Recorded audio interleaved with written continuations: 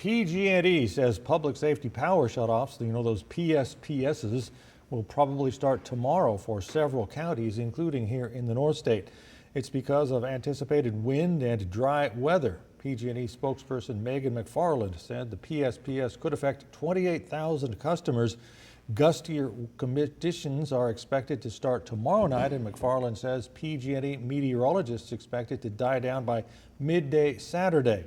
The PSPS could affect 30 counties, including Shasta, Butte, Tehama, Glen, Plumas, and Colusa.